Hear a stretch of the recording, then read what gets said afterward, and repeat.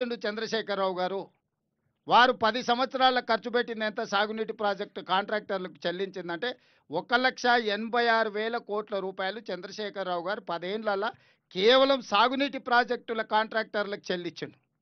ఆ 1,86,000 కోట్ల రూపాయలలో 1,03,000 కోట్లు కాళేశ్వరం కాంట్రాక్టర్లకే చెల్లించిండు. ఇట్లా తెలంగాణలో 2,00,000 కోట్లు కేవలం నేను ఆర్ఎండ్బి పంచాయతీరాజ్ ఇతర టెండర్ల గురించి చెప్తున్నాను. కేవలం సాగునీటి ప్రాజెక్టుల టెండర్ల గురించి వారి కాంట్రాక్టర్లకు ఇచ్చిన బిల్లుల గురించి నేను చెప్తున్నా. ఇంత ఖర్చు పెట్టినా తెలంగాణ వచ్చిన తర్వాత ఏ ఒక్క ప్రాజెక్టు కూడా 100% మనం పూర్తి చేసుకోలేకపోయినాము. ఆ పక్కల వెలుగోడు ప్రాజెక్టు కానీ ఇతర ప్రాజెక్టులు కానీ అవతల వాళ్ళు వేగంగా కంప్లీట్ చేసుకోవడం ముచ్చుమారి కానీ ఇట్లా ప్రతి ప్రాజెక్టు చివరికి రాయలసీమ లిఫ్ట్ పేరు మీద మళ్ళొక దాదాపుగా రోజుకు 10 టీఎంసీల నీళ్లు తరలించడానికి అవతల ప్రణాళికలు వేసుకొని నీళ్లు తరలించకపోతున్నారు. దీనికి ప్రధానమైన కారణం ఏంది? కృష్ణానదిలో మన వాటా మనం వాడుకోకపోవడం వల్ల 811 టీఎంసీలు నికర జలాలలో చంద్రశేఖరరావు గారు స్వయంగా హరీష్ రావు గారు పోయి 512 టీఎంసీలు ఆంధ్రప్రదేశ్ తీసుకెళ్ళండి, కేవలం 299 టీఎంసీలు మాకు చాలని సంతకాలు పెట్టి వచ్చారు 10 సంవత్సరాలు. ఇలా ఉత్తమ్ కుమార్ రెడ్డి గారు మంత్రి అయినాక నేను ముఖ్యమంత్రి అయినాక అన్ని దగ్గరలో మా అభ్యంతరాలు పెడితే వాళ్ళకు సుప్రీంకోర్టులో కూడా ఇదే వేసారు. ఆల్రెడీ తెలంగాణ ప్రభుత్వం 299 టీఎంసీలకు ఒప్పుకున్నది కాబట్టి కొత్త ట్రిబ్యునల్లో మీరు అదనంగా అడగడానికి మీకు అవకాశం లేదు, మీరు ఎట్లా అడుగుతారని ఈరోజు ఆంధ్రప్రదేశ్ వాదన తీసుకొచ్చింది. మేము చెప్పినాం అతను తప్పుడు ఆలోచనలతోని దురుద్దేశంతో అవగాహన రాహిత్యంతో ఇట్లాంటి సంతకాలు పెట్టిండు. వాటిని ఒప్పుకునే సమస్యనే లేదు. మాకు సహజ న్యాయ సూత్రాల ప్రకారం కృష్ణానదిలో మాకు రావాల్సిన వాటా రావాల్సిందే అని చెప్పి ఈరోజు సుప్రీంకోర్టుతో సహా ట్రిబ్యునల్ ముందు మనం వాదనలు వినిపిస్తున్నాం. వాదనలు ఒక కొలిక్కి వస్తున్నాయి.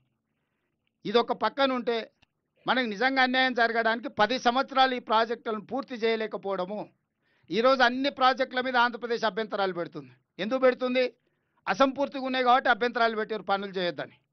10 సంవత్సరాలు అగ్రెసివ్గా డే నైట్ మనం కంప్లీట్ చేసుకుంటే కృష్ణానది మీద నుంచి మనం దాదాపుగా 500 టీఎంసీలు వాడుకోవడానికి అన్ని ప్రాజెక్టులు పూర్తి అయి ఉండేటివి. ఇవాళ చంద్రశేఖరరావు ఈ ప్రాజెక్టులను పూర్తి చేయకపోవడం వల్ల నిర్లక్ష్యం వహించడం వల్లనే ఈరోజు ఆంధ్రప్రదేశ్కి అలసైపోయింది. ఆంధ్రప్రదేశ్కి అవకాశం వచ్చింది మన మీద కంప్లైంట్లు పెట్టి మన ప్రాజెక్టులు ఆపడానికి. నిన్నగాక మొన్న మొదలు పెట్టుకున్న నారాయణపేట కొడంగల్ లిఫ్ట్ ఇరిగేషన్ కూడా ఆ రోజు నేను తెచ్చుకున్నది 2014లో. దాన్ని కూడా 69 జీవో ఇక్కడున్న మిత్రులందరికీ తెలుసు.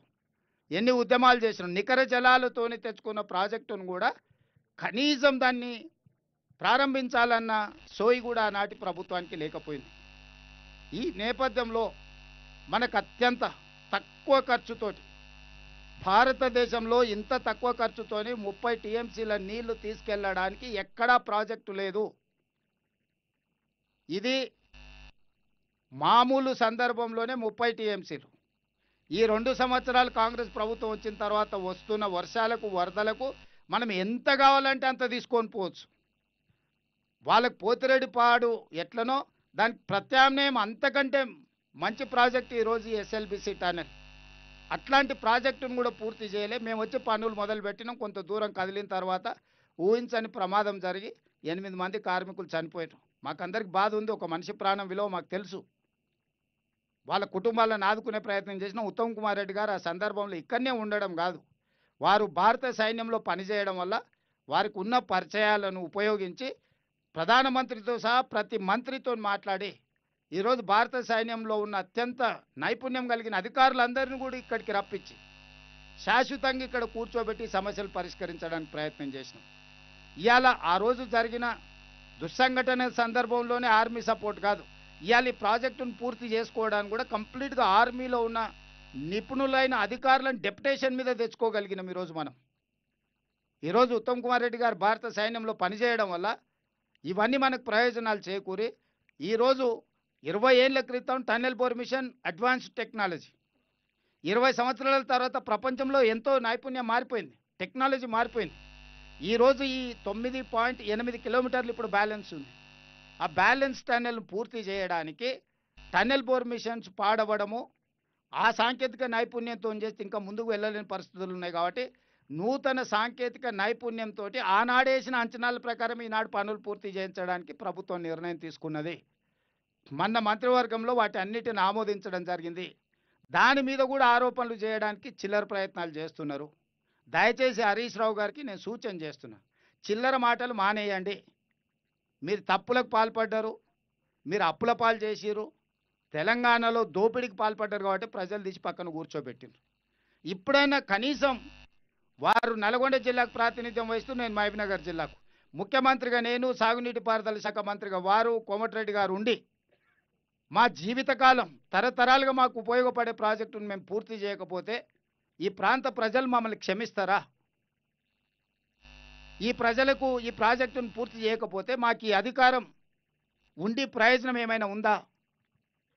కాబట్టి వాళ్ళు ఎలాంటి చిల్లర మల్లర మాటలు మాట్లాడిన, ఏం ఆరోపణలు చేసినా నిలబడి ఎదుర్కోదలుచుకున్నాము. ఈ ప్రాజెక్టును పూర్తి చేయదలుచుకున్నాము. ఈరోజు అందరినీ ప్రపంచంలో ఉండే ప్రతి పరిజ్ఞానాన్ని, టన్నెల్ పర్మిషన్ బేరింగ్ పోతే వెంకటరెడ్డి గారిని అమెరికాకు పంపించినండి నేను ఆ కంపెనీతో మాట్లాడి. ఎంబడే ఆ బేరింగ్ తీసుకొని వచ్చి పనులని ఆ బేరింగ్ తెచ్చి ఫిట్ చేసి పని మొదలు పెడితే కొంచెం దూరం పోగానే మళ్ళీ ఒక సమస్య వచ్చింది. ఎందుకంటే ఈ ఎక్విప్మెంట్ అంతా కూడా 20 ఏండ్ల కింద ఇంపోర్ట్ చేసిన ఎక్విప్మెంట్. 20 సంవత్సరాలు ఆగిపోతే మీకు తెలుసు, 15 రోజుల కారు మనము పార్కింగ్లో నుంచి బయటికి తీయకపోతే అది బెంచ్ కార్ అయినా BMW కార్ అయినా ఏదో ఒక సమస్య వస్తుంది. ఇప్పుడు 20 కిలోమీటర్ల లోపల ఉన్నాయి మిషన్లు. 20 కిలోమీటర్ల లోపలికి ఆక్సిజన్ తీసుకెళ్లాలన్నా, ఎక్విప్మెంట్ తీసుకెళ్లాలన్నా, లోపల పని చేయాలన్నా, ఒక లోపల టన్నెల్ లోపల చేసే పని కాబట్టి ఇది అత్యంత క్రిటికల్ సిచ్యువేషన్. ఈ క్రిటికల్ సిచ్యువేషన్ అడ్రస్ చేయడానికి అందరు సాంకేతిక నైపుణ్యం ఉన్న వాళ్ళందరినీ కూడదీసుకొని ఈరోజు మళ్ళీ దీన్ని ముందుకు వెళ్ళడానికి అవసరమైన సర్వేలు చేయడానికి, ఇక్కడ ఇది ఏదో ఓపెన్ ల్యాండ్ జనరల్ ల్యాండ్స్లో మనం టనెల్ చేయడం ఈజీ, కానీ ఇది టైగర్ రిజర్వ్ ఫారెస్ట్, పక్కనే మన కృష్ణానది ఉన్నది. ఈ అన్ని నేపథ్యంలో దీన్ని జాగ్రత్తగా ఈ పనుల్ని పూర్తి చేయడానికి ఇవాళ నిర్ణయం తీసుకున్నాం. ఈ పనులలో భాగంగా మా వంశీకృష్ణ గారు కొన్ని విషయాలను దృష్టికి తీసుకొచ్చారు. తప్పకుండా కలెక్టర్ గారు, వంశీ గారు, ఎమ్మెల్యే గారు చెప్పిన అంశాలను పెట్టుకొని మీరు సర్వే చేసి నాకు రిపోర్ట్ ఇవ్వండి.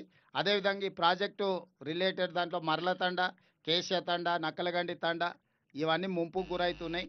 వాళ్ళకి నష్టపరిహారంతో పాటు R&R ప్యాకేజీని కూడా తొందరలోనే ఈ సంవత్సరం 31 డిసెంబర్ దాటకంటే ముందే ఈ గిరిజన